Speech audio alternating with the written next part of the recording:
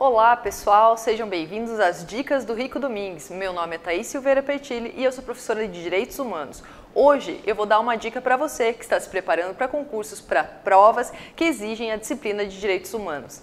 E hoje nós temos uma matéria bem especial, que é muito cobrada. Para você que está se preparando para esse tipo de concurso que cobra direitos humanos, a Declaração Universal dos Direitos Humanos costuma cair muito, tem que saber. E ela é curtinha, ela tem lá seu preâmbulo, tem as considerações, suas 7 considerações e tem somente 30 artigos, mas tem aqueles que são mais cobrados que não dá para sair para a prova sem saber. Mas vamos lá, a Declaração dos Direitos Humanos ela é um dos principais documentos internacionais e especialmente no âmbito da proteção de direitos humanos universal, global. Lembram que a gente tem a global, unindo todo, que tem a ver com a ONU, e nós temos a regional, que tem a ver com a OEA. E nesse âmbito global, o nosso principal documento é a Declaração Universal dos Direitos Humanos. Ela foi criada após a Assembleia Geral da ONU de 1948. Então vejam, já tem aquela ideia da gente colocar no lugar histórico em que ela foi criada. A declaração ela foi criada no segundo pós-guerra, ou seja, depois da Segunda Guerra. E é bom lembrar, porque as provas gostam de fazer brincadeira com vocês e colocar lá, depois da Primeira Guerra a declaração foi criada. Não, é pós-Segunda Guerra Mundial. Aquela coisa para a gente lembrar que se já houvesse a declaração, não haveria mais guerras. Então, pós-Segunda Guerra Mundial. Ela lá na sua criação, na criação da Declaração dos Direitos Humanos, houve alguma discordância entre os países sobre o que constaria, porque todos os países se reuniram para criar a declaração e houve alguns problemas sobre o que constaria na declaração, quais direitos deveriam constar e justamente quanto aos direitos de segunda dimensão. Lembra lá, nós temos direitos de primeira, segunda e terceira dimensão. Primeira, liberdade, não existe tanto gasto do Estado. Já a segunda dimensão exige gastos do Estado. E aí é o problema, porque os países que eram mais liberais, ou seja, que queriam um Estado menor, de menos gasto, eles não queriam implementar direitos de segunda dimensão na declaração. Então veja, nós tivemos esses problemas, esse desacordo para a criação dos direitos, da Declaração dos Direitos Humanos acerca de se haveria ou não os direitos de segunda dimensão. Mas houve e sim, agora nós temos a declaração foi publicada, foi declarada, tem a importância que tem para os direitos humanos e ela tem direitos de primeira e de segunda dimensão, contando a partir do artigo 22, lembra que nós temos 30 artigos, a partir do artigo 22 nós temos os direitos de segunda dimensão. A natureza jurídica da Declaração Universal dos Direitos Humanos. A natureza jurídica dela é de força cogente, ou seja, obrigatória. Apesar dela ser uma declaração, e a gente entender que declaração não tem essa força obrigatória, a declaração ela tem sim, porque ela se tornou muito importante no âmbito internacional. E são 2 argumentos para dizer que a declaração tem essa força cogente. O primeiro deles é que é uma interpretação autorizada da Carta da ONU. E segundo, é uma norma internacional costumeira. As normas internacionais costumeiras, elas são obrigatórias sim. Então a declaração ela tem essa importância e ela é obrigatória. Então, como eu falei para vocês, nós temos na declaração o preâmbulo, vocês têm que ler lá o preâmbulo, porque ele tem toda uma participação de como as ideias da declaração foram criadas, baseado em toda a história recente para a época, que era das 2 guerras, das 2 grandes guerras, que houve tanta opressão aos direitos humanos, então tem todo um histórico do porquê a declaração foi desenvolvida e a seguir nós temos esses 30 artigos que compõem a base dos direitos humanos universais. Então aqui questãozinhas, vamos ver, a gente não vai poder ver todos os 30 artigos, já que nós estamos falando de dicas hoje, mas nós vamos ver por questões o que é mais cobrado. Eu trouxe para vocês algumas questões que elas são muito repetidas, aquelas questões que sempre caem. E lá vem, Declaração Universal dos Direitos Humanos, o fundamento da liberdade, da justiça e da paz no mundo encontra amparo onde se encontra o amparo do fundamento da liberdade, da justiça e da paz no mundo. Letra A prescindibilidade de proteção dos direitos fundamentais das pessoas humanas.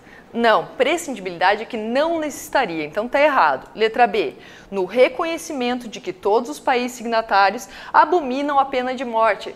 Bom, tá certo, eles até poderiam abominar a pena de morte, mas é isso que dá fundamento para liberdade, justiça e paz? Letra C, Poder soberano dos países signatários da Declaração Universal dos Direitos Humanos. Acho que o poder soberano aqui não tem uma importância para declarar a liberdade, a justiça e a paz no mundo. E a letra D, dignidade inerente a todos os membros da família humana e seus direitos iguais e inalienáveis. E aqui nós temos a nossa resposta. Vejam bem o preâmbulo, que ele tem lá as suas 7 considerações e a primeira delas. Considerando que o reconhecimento da dignidade inerente a todos os membros da família humana e de seus direitos iguais e inalienáveis constitui o fundamento da liberdade, da justiça e da paz no mundo. Vejam então que a nossa declaração, ela traz lá nas primeiras considerações dela a importância da dignidade como um fundamento de liberdade, da justiça e da paz no mundo. Lembrando que a dignidade, pela importância que ela tem, ela não só está lá no preâmbulo, né, dizendo no que se origina a declaração, no que se baseou para se construir a Declaração dos Direitos Humanos, mas ela também está lá nos artigos, então é repetida a questão da dignidade, não pode esquecer. Complete as lacunas de acordo com a alternativa que reflete o texto da Declaração Universal dos Direitos Humanos. Artigo 1. Veja bem, aqui está te exigindo que você saiba ipsis literis, o que está escrito de fato lá na Declaração Universal dos Direitos Humanos. Então tem que saber mesmo.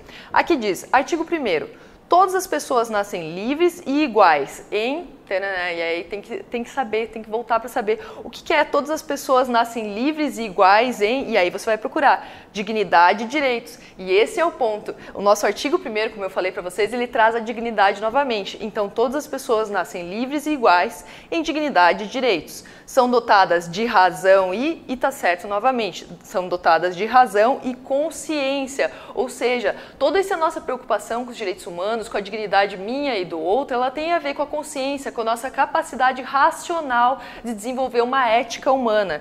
Então, da consciência, e devem agir em relação a umas às outras com o espírito de fraternidade. Então, lá no artigo 1º nós temos dignidade, direitos, consciência e fraternidade.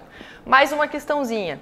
Acerca do que dispõe a Declaração Universal dos Direitos Humanos, informe se é verdadeiro ou falso. Todo ser humano, vítima de perseguição, legitimamente motivada por crimes de direito comum, tem o direito de procurar e de gozar de asilo em outros países. Vejam bem, aí é uma pegadinha perversa e que cai muito.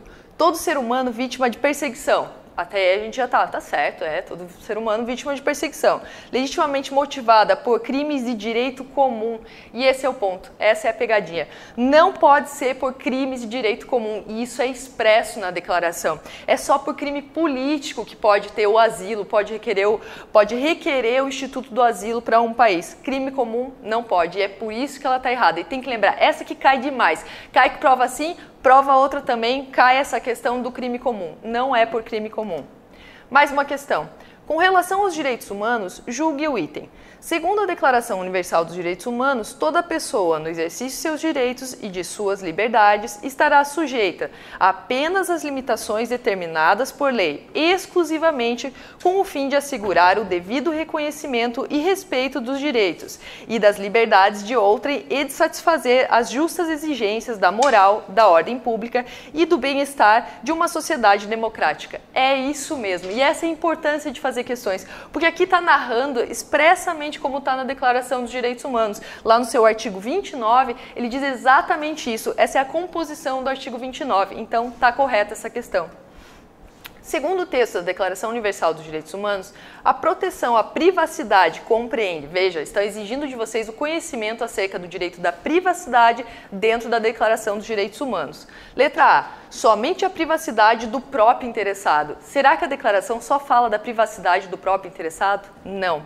Letra B, a privacidade do próprio interessado, da sua família, do seu lar ou da sua correspondência. Veja que ele diz 4 pontos diferentes. É a do interessado, é de sua família, ou seja, de toda a família, também do seu lar, ou seja, o domicílio inviolável na questão da privacidade e também da correspondência. Veja a importância da correspondência aqui. E isso é expresso lá na declaração. Tem que lembrar, então a letra B é a nossa correta.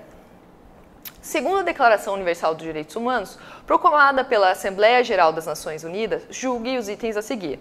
O direito à educação e o direito da participação na vida cultural da comunidade são expressamente consagrados, assim como o direito a uma igual proteção da lei à liberdade de locomoção. Vejam, aqui está falando de 2 pontos. Direito à educação e direito à locomoção. E esses 2 pontos são também tratados na declaração. Então tá certo. E eu trouxe para vocês aqui o artigo 26, ele dispõe justamente sobre a educação. Eu trouxe para vocês porque ele é cobrado às vezes com minúcias, com algumas coisinhas e dizem para vocês, só fala sobre esse ponto ou não fala sobre aquele. Então tem que saber tudinho que está nesse artigo que diz. Todo ser humano tem direito à instrução. A instrução será gratuita, pelo menos nos graus elementares e fundamentais. Então vejam que está sendo assegurada aqui a educação gratuita, mas não em todos os graus de educação. Aqui está dizendo que pelo menos nos graus elementares e fundamentais. E essa instrução elementar será obrigatória, mas somente a instrução elementar é dita como obrigatória. E esse é um ponto que é cobrado. A instrução técnico-profissional será acessível a todos, bem como a instrução superior, esta baseada no mérito. Então fala da instrução superior na declaração, mas não fala de qualquer modo, não diz que é obrigatório, diz que essa será baseada no mérito. Como assim no mérito? Como assim o exemplo do Brasil? No Brasil, por exemplo, nós temos o vestibular. O vestibular faz com que o mérito defina quem vai entrar para a educação superior ou não. E é assim que é falado aqui, é questão do mérito, então, para a educação superior. A instrução será orientada no sentido do pleno desenvolvimento das personalidades humanas e do fortalecimento do respeito pelos direitos humanos e pelas liberdades fundamentais. A instrução promoverá a compreensão e a tolerância e a amizade entre todas as nações e grupos raciais ou religiosos e coadjuvará as atividades das Nações Unidas em prol da manutenção da paz. Vejam a importância que se dá aqui à educação e o que se quer prever com a educação. Os pais têm prioridade e direito na escolha do gênero de instrução que será ministrado aos seus filhos. Vejam, os pais têm prioridade. Não está se falando aqui em obrigação, ou dizer que são só eles, mas eles têm prioridade. Mais uma questão. Conforme expressa a previsão da Declaração Universal de Direitos Humanos, ninguém será submetido à tortura. Esse é um ponto. Ninguém será submetido à tortura. Além disso, eu trouxe 2 artigos para vocês, tanto a questão da tortura quanto da escravidão. E por quê? Porque nós temos aquele núcleo duro dos direitos humanos, que os autores dizem que são invioláveis e que não podem ser relativizados. E quais são esses 2 direitos que eles dizem que nunca podem ser relativizados? São os direitos de não ser torturados, de não sofrer esse tratamento cruel ou degradante e de ninguém ser mantido na escravidão. São então esses 2 artigos da declaração que dizem: ninguém será submetido à tortura nem a tratamento ou castigo cruel, desumano ou degradante e ninguém será mantido em escravidão ou servidão. Escravidão e o tráfico de escravos serão proibidos em todas as suas formas. E vejam, em todas as suas formas. Não há forma de se permitir escravidão em lugar nenhum. Isso está lá na declaração, então, nos artigos 5 e no artigo 4. Questão.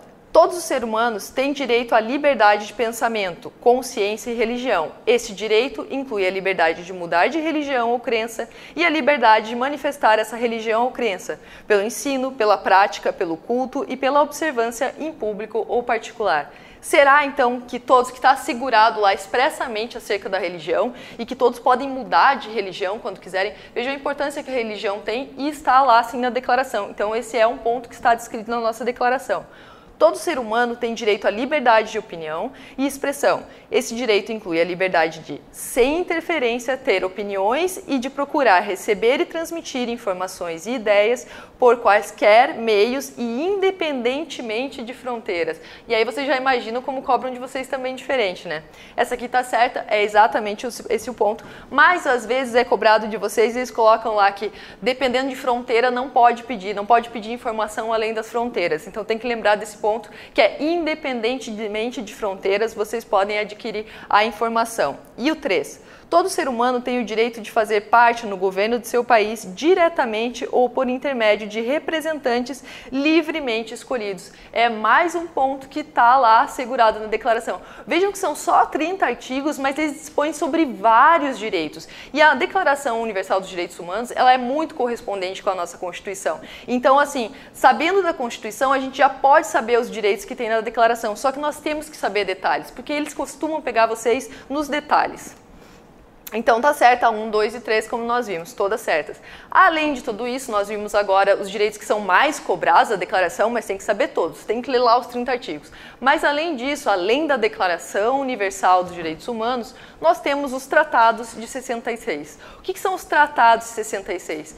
Quando se fez a declaração, se acreditou que a declaração ela não teria uma força cogente a princípio, porque afinal ela era uma resolução. Então, para afirmar a obrigatoriedade desses direitos humanos, se fizeram tratados, esses tratados de 66. Claro, a declaração ganhou a enorme importância que ela tem hoje, os tratados, então, eles agregaram a ela, não são mais importantes que ela, e hoje nós entendemos que a declaração, junto com o Pacto Internacional dos Direitos Civis e Políticos, mais o Pacto Internacional dos Direitos Sociais, Econômicos e Culturais, eles formam os três documentos mais importantes do sistema universal, do sistema global de direitos humanos. E esse sistema tem um nome, tudo tem um nome, para cair em concurso está ali, ó. Esse nome, que é a declaração mais os dois pactos, eles formam o International Bill of Rights. E sim, eles costumam cobrar esse termo em inglês também, mas pode ser também que eles cobrem a partir da declaração, que pode ser Declaração Internacional de Direitos, Declaração Internacional de Direitos ou Bill of Rights. São esses 3 documentos e tem que lembrar dos 3. É isso aí, até a próxima e contem comigo.